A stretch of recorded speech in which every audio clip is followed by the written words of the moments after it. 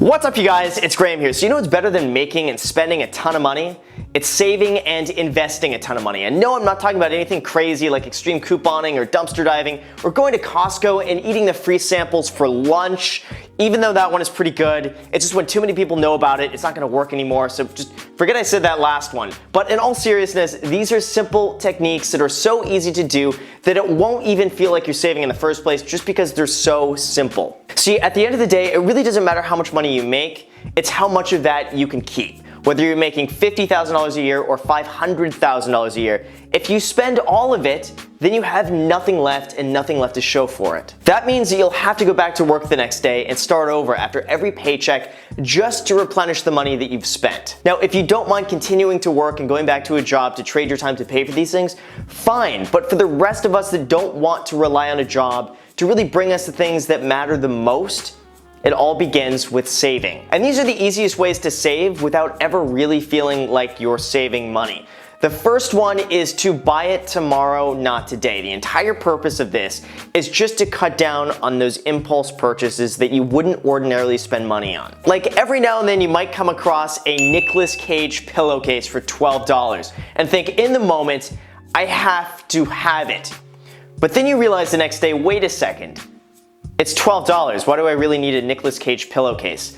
And then you realize, wait a second, I don't need a Nicolas Cage pillowcase. See, when you wait a day to buy something, oftentimes the excitement of buying something will wear off and you'll be able to decide with a clear mind if this is really something you need or not. And I promise you that just by doing this one thing, you're gonna be saving a lot of money without ever really realizing it. And then if you've waited a day to buy something, before you buy it, ask yourself, if someone offered me the cash equivalent for this product, would I take it? For instance, let's take the $12 Nicolas Cage pillowcase. Would you rather have the Nicolas Cage pillowcase or would you rather have $12? This has cut down on a lot of the purchases I would have made because honestly, I would have rather just have had the money. Like think about going out for dinner, for instance. What if someone just offered you $40 cash for you not to go out to dinner that night?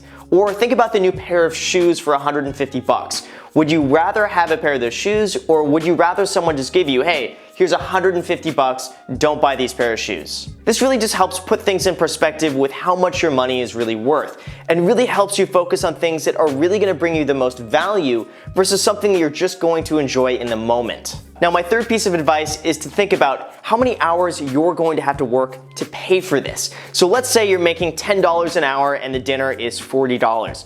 Well, that dinner is really going to be costing you 4 hours of your life just to pay for that dinner. Same thing if you're buying a $100 pair of shoes, that $100 pair of shoes at $10 an hour is really gonna cost you 10 hours of your life. And if you're making $10 an hour, buying that $12 Nicolas Cage pillowcase is going to cost you over an hour of your life for a pillowcase with Nicolas Cage's face on it. So decide from there if what you're buying is worth your time to buy it. So my fourth piece of advice, which is also my favorite, is to set aside all the money I'm saving. So let's say I was about to buy that Nicolas Cage pillowcase and then I decided, you know what, I'm gonna save the $12 instead. As a reward for not spending that $12, I'll go and put it in a separate account. And then after a while, I will just invest whatever money is sitting in that account. By doing this, it's just really fun to see the immediate results of saving money.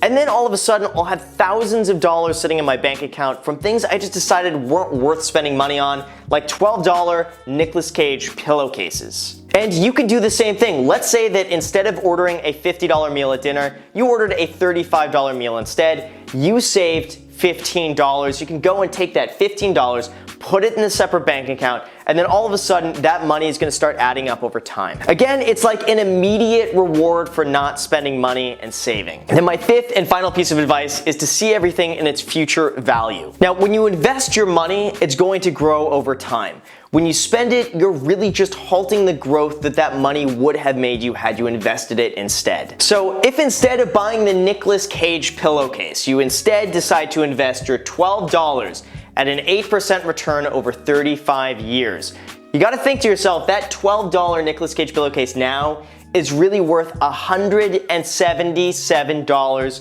35 years from now in future money. So think to yourself, when it comes to every single purchase you make, Is this something that's really going to give me an immediate value, or would I rather have the future value of this money if I invest it? So from doing all of this, I'll think to myself, would I rather have $177 of future money? Would I rather have the $12 Nicolas Cage pillowcase right now? And I think the answer is pretty obvious.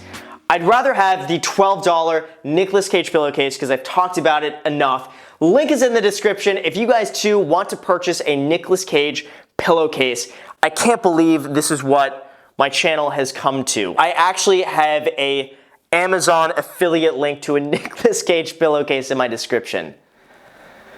Sorry, Mom. Sorry, Dad. This is what my life has come to. The whole point of this is not just to be super frugal and cut back and not live your life.